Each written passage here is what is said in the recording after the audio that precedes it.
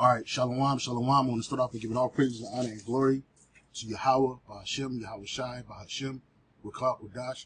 I want to say and give double honors to the apostles and the bishop elders of Great Millstone for teaching his word in truth and sincerity and for ruling well. And salutations to the elect, Lord willing, with some of those men and women who believe in the name of Yahweh, Bahashem, Yahweh Shai.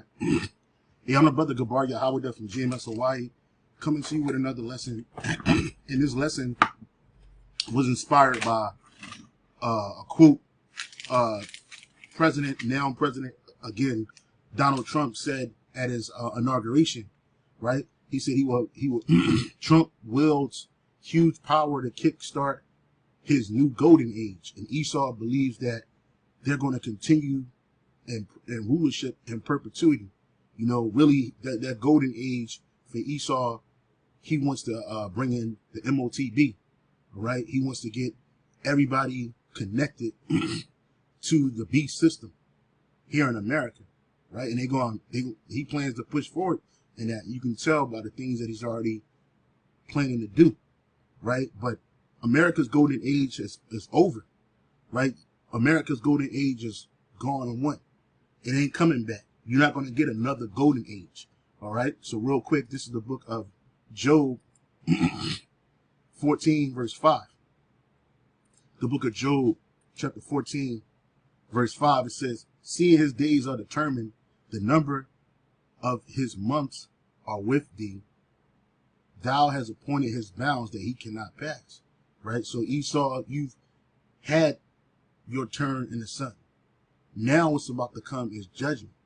The whole chip, the MOTB, however you want to phrase it, all of that is not going to help you extend your rulership. It's not going to usher in a new golden age. Remember the first time he ran on Make America Great Again, right? And we know that America was great when it had us in chattel slavery and captivity, right? So now they want to put everybody into a digital slavery, all right, including the children of Israel, right?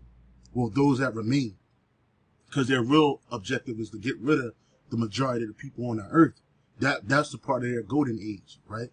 But again, America had its golden age. It's not going to get another golden age, all right? And what was the golden era or golden decade? Because really it was a decade, right? We know that an age is a period of time, all right? So it says, what decade was the golden era of America, right? It wasn't 1842. It wasn't 1776. It wasn't 1865. It wasn't 1905. The golden era for America was the 1950s. That was the golden decade for America, right? The 1950s are often called America's golden age because of the country's economic prosperity, technological advancement, and cultural changes, right? It says economic prosperity. U.S. economy boomed after World War II, and the middle class was able to afford luxury goods, which today the middle class can't afford these things. What's left of the middle class. The automobile industry expanded and Americans bought new cars. They had new money. But when they say Americans, it wasn't a golden era for the so-called Negroes here. I like this picture because it shows the true contrast of America, in that America was never a place for the children of Israel. It wasn't we've never experienced a golden era or not even a golden decade in this country. So-called Negroes, Latinos, and Native Americans. While Esau was enjoying prosperity and wealth and growth, our people were stagnant. The wealth, we ain't had no wealth. It was already declined. All right? Only a few of our people who worked for this man, who sold out for this man, were able to economically enjoy America. But it says there is no way like the American way, the world's highest standard of living. And when you look at America now, it don't look like this no more, right? And so this man, he wants to open up his mouth and promise the world, promise America that it's going to experience another golden age, and it's not, right? That's why I had this up here. I was going to play it, but I don't want to get a copyright. But it was a show called Happy Days, right? It was a show called Happy Days. And it came out in the 70s, but it was set in the 1950s, right? You had the Fonz, you know, Edomites had cars. The kids were going to school. They were enjoying teeny bop dances. Right? They were living their life, man. It was like Negroes wasn't even around. When you watch this show, with one black person on this show, right? So-called black person on this show, right? When you watch this show, right? They had nothing but Edomites living the American dream, right? And this is what they want. This is what they truly want back. You know, the father, he had his family. He's eating with his kids every day. He going to work, earning a living, earning a wage that can support a family of 4, maybe even 5. Kids riding around in cars, motorcycles, living a high life, right? Everybody thought Fonz was the man. Everybody, they really thought this dude was the guy. Couldn't find out this dude in real life, Henry Winkler, is a weirdo, man, right? But yeah, this is the era for Esau, and this is what they want back. When they say make America great again, America was never a place of togetherness. America was never a place of unity and great prosperity for everybody. It was only for the select few, particularly the Edomites. So Trump wields huge power to kickstart his new golden age. Proclaiming a new American golden age, Trump consolidated power hours into his new term, wielding massive executive authority and seeking to obliterate large chunks of Joe Biden's legacy, and showing he plans to learn from his first term failures to pull off a transformational presidency. Trump pardoned hundreds of rioters. Actually, it was 1,500 people. It wasn't hundreds. With a single signature in his black Sharpie. He initiated his promised immigration purge and border security plan. The new president set off simultaneous political alarms in multiple foreign capitals, with off-the-cuff foreign policy making, instantly turning the U.S. away from internationalism. And this is what's going to get these nations to fight against him, right? These nations, particularly the 10 horns, right? They're gonna make this woman, this whore, naked, right? This is the book of Revelation, the book of Revelation, 17 and 12, right? It says, and then in the 10 horns which thou sawest are 10 kings which have received no kingdom as yet, but receive power as kings 1 hour with the beast. And those are those 10 common markets that created what we call today the EU, which came out of the EEC, which came out of the Treaty of Rome, right? In the 1950s. Remember, it was a golden era, all right? It says, verse 16, in the 10 horns which thou sawest, and those 10 countries, they're allies with America, along with a host of other countries.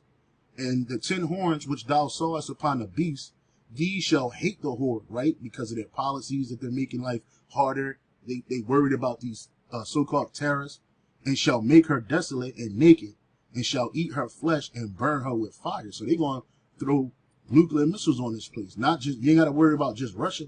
It's going to be America's allies, man. And it's because of things like this, right? Which the Lord put the spirit on this proud devil to do what he's doing. Right? Why? Because the Most High, Yahweh Shema Shah, is causing controversy with the whore because her time is up. And Lord willing, this man is the last president, man. And he's not going to usher in a golden era for America. It says, make it instantly turning the U.S. away from internationalism and embraced by every president apart from him since World War II. In a free-willing news conference back in the Oval Office, Trump demonstrated the capacity to drive his own message and move geopolitical chess pieces in public in a way that Biden lost when age caught up with him. The imagery was of a well-briefed new president eyeing big goals, confident that his first term gives him a heads up on how to wield the levers of power and determined to make the most of his second chance. But there ain't going to be no it ain't going to be no second chance for America, because America is about to be obliterated. All right, Salaki. So America is going to be obliterated. Ain't no coming back. Okay, so this is the book of Jeremiah, chapter 51, verse 7. It says, Babylon had been a golden cup in Yahweh Bashem Yahweh Shai's hand. They made all the earth drunken. The nations have drunken her wine, and therefore the nations are mad. Right? What is her wine? all these different philosophies, her witchcraft, her Satanism, her evil, her lies, her robbery, right? Her liberty, all right? It basically destroyed these nations and their people, but the leader of their people, they didn't care, right? They were getting money with this whore, so they were happy. But Babylon is going to fall, and it's not just because of what Esau has done to these other nations. The Lord don't care about these other nations. It's mainly what they did to us, the Lord's people, the Israelites, and how they destroyed the earth. All right? It says Babylon is suddenly fallen and is destroyed. Howl for her. Take balm for her pain. If so, she may be healed. We would have healed Babylon, but she is not healed. Forsake her, and let us go every one into his own country. For her judgment reacheth unto heaven, and is lifted up even to the sky. So Esau's wickedness, America's evil wickedness, right? It was spearheaded by the Edomites, right? Starting with the super elite.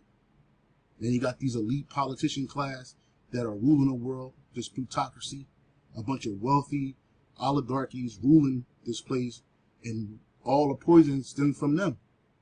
All right? So this place is not going to be healed. All right? And these nations that are here, they're going to want to escape this place and go back to where they came from. Right? If they can afford to get up out of here. Right? Okay? So if the Lord ain't going to restore this place, how much more Esau, Edom? How can he do anything? He's no God. Even though he's feigning himself to be some type of demigod, and people actually praying to this devil, they believe in what this devil is going to say, but they don't realize that, hey, judgment is coming down, right? This guy even said he's the last president, and he's you got to be a first-class liar to be a politician, man, right?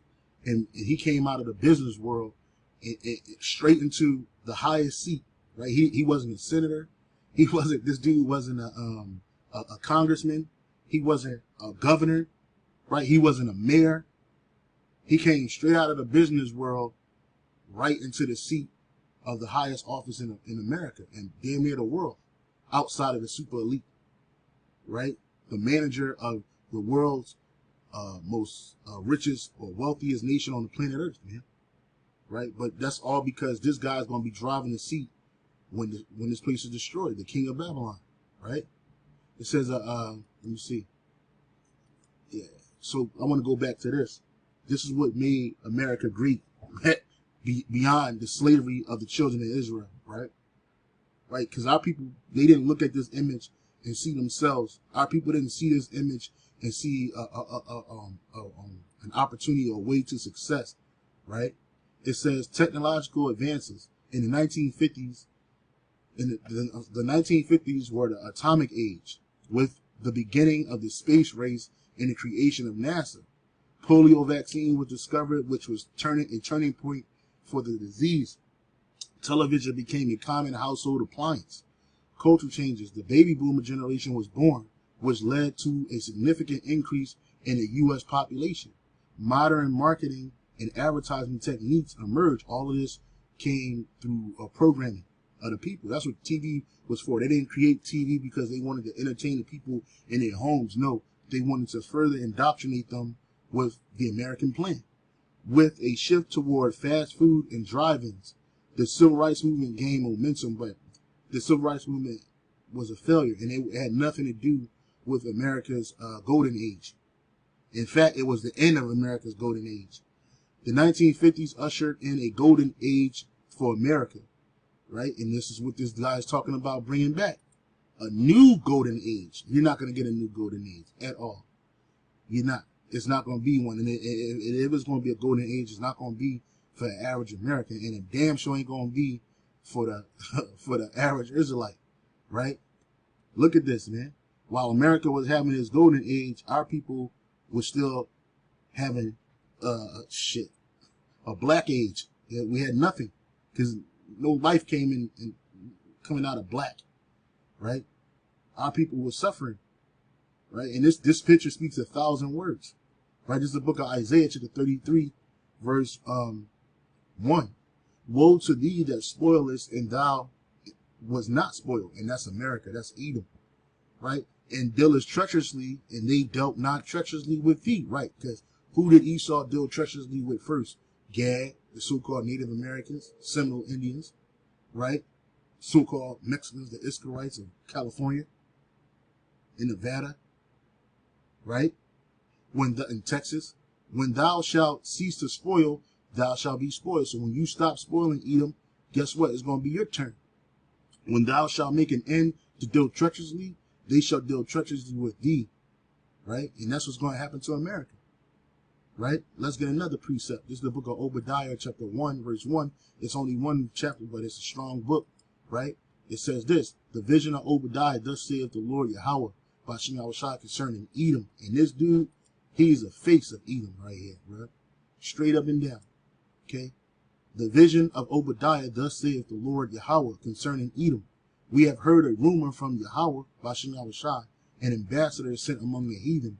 Arise ye, and let us rise up against her in battle. And that's what's about to happen. This third world war is going to put America on his back, right? His allies going to turn against him. These other nations going to get more emboldened to fight against her, right? Arise ye, and let us rise up against her in battle. Behold, I have made thee small among the heathen, thou art greatly despised. And that's Edom all day. The pride of thine heart have deceived thee. Thou that dwelleth in the clefts of the rock, whose habitation is high, that saith in his heart, who shall bring me down to the ground? And no man on the earth outside the super elite exhibit this more than Donald J. Trump, right? This guy, his family, they're nothing but Edomites. They have no connection to the Lord's people, the Israelites, at all, right? They're done. It says, behold, I made thee small amongst the heathen, thou art greatly despised. The pride of thine heart hath deceived thee, thou that dwellest in the clefts of the rock, whose habitation is high, that saith in his heart, who shall bring me down to the ground? And he believes that no one could destroy him. Though thou exalt thyself as the eagle, though thou set thy nest amongst the stars. We read about the space race that they had, right? NASA, right? The creation of NASA in the 1950s after World War II, all right? And the whole space race, right? Though thou exalt thyself as the eagle, we know that the eagle is America's bird of choice. Though thou set thy nest among the stars, thence will I bring thee down, saith the Lord Yahweh, right? And the Lord is going to bring him down. And that's when America started falling, around like 1969, right? It was it. It was over for America. That decade was quick. And even the 1960s was turbulent because you had a whole lot of protesting. You had the sexual revolution. You had feminism, right? That baby boomer generation, the young ones at the time, the college age ones, they were losing their minds, right? So really, it was over. You had 10 years and that was it for America. And really, America was in a golden era too when they had the Israelites in chattel slavery. Though thou exalt thyself as the eagle, though thou set thy nest among the stars, thence will I bring thee down, saith the Lord Yahweh. If thieves came to thee, if robbers by night, how art thou cut off? Would they have not stolen, so they had enough? If the grape gatherers came to thee, would they not leave grapes, some grapes? How are the things of Esau searched out? How are his hidden things sought up? All the men of thy confederacy have brought thee even to the border. These are all her allies. The men that were at peace with thee have deceived thee, and they have, right? America just knew that it could not be broken. In which these super elite, especially super elite politicians, they're getting ready for this. They know that this is coming down the pipeline, right? They know that it's coming down the pipeline, but they believe that they're going to be able to thwart it via their technological blessing, right? Their so-called technological blessing, their pseudo blessing. Because really, Esau's blessing is the sword. It is not technology. His blessing is not to chip a whole host of people in the world and enslave them digitally. That's not his blessing. You already had your blessing. So all these people that are with you right now, they have deceived thee and prevailed against thee. They that eat thy bread, which these different nations take these loans from the IMF, from the World Banking, from the Monetary Fund, all of these, the International Monetary Fund, with IMF, you got the World Bank, right? And then you got the super elite, these other nations that take these loans as bait to survive. They lay the wool under thee. There is none understanding in him. Shall I not in that day, saith the Lord, even destroy the wise men of Edom and an understanding out of the mountains of Esau? And that's what you see happening, right? Exactly what you see happening. So when you read the scriptures and you read what's going to happen to this man, what's going to happen to Babylon the Great, right? There's no golden age in there. You read the book of Revelation 18:1. Okay, Revelation 18:1. It says, and after these things I saw another angel come down from heaven, having great power, and the earth was lighted with his glory. And he cried mightily with a strong voice, saying, Babylon, which is America, the great is fallen, and is become the habitation of devils, and the hold of every foul spirit, and the cage of every unclean and hateful bird, because that's the only thing that's going to be on the soils of America after the fire has died down. Nothing else. No man, no woman, no child, none of that. No nation is going to dwell in this land. For all nations have drunk of the wine of the wrath of her fornication, which is her wickedness and her evil. Let's look up and see what that word for fornication in the Greek is.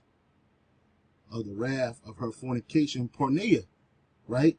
Porneia is illicit sexual intercourse, adultery, both spiritual and physical. Homosexual. Look, all these nations have drunk this. That's why you see these nations losing their minds. They got adultery, they got spiritual fornication, homosexuality, lesbianism, intercourse with animals, bestiality. All of these things are acceptable here. And these other nations, they've made it acceptable in their nations. Sexual intercourse with close relatives, incest. Sexual intercourse with a divorced man or woman. This is going off. A metaphor for worship of idols. And all these nations worship idols, man. And you can come in America, you can worship any idol from any nation. Right? I got a video coming up soon, Lord willing, about that. About all these different nations and how they idol worship shit. Just simple things. I got a video where these East Indians, somewhere in America, they saw this big rock, or what looks like a rock, in the middle of a field or somewhere, and then they start worshiping it, man. Talking about it represents some Hindu goddess, man. Right? And it was a street. It was like something to block off a street, but they got rid of it. They took it and they carried it to this field and they just dropped it there. And some East Indians just walked and found it and said, oh, look, that's the god Shiva. And next thing you know, people started worshiping that shit.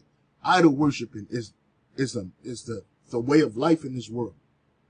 It says of the defilement of idolatry, because that's what idolatry does. It defiles you, especially the Israelites, as incurred by eating the sacrifices offered to idols.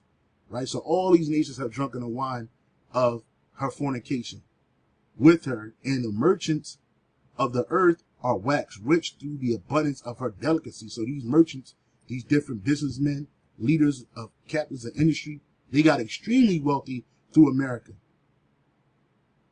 Right? They've grown rich. It says, for her sins, through the abundance of her delicacies. And I heard another voice from heaven saying, come out of her, my people. And that's going to be a physical voice from the chariot that you're going to hear in the Hebrew to tell us, hey, it's time to go. It's time to get up out of here, because America is going to be hit.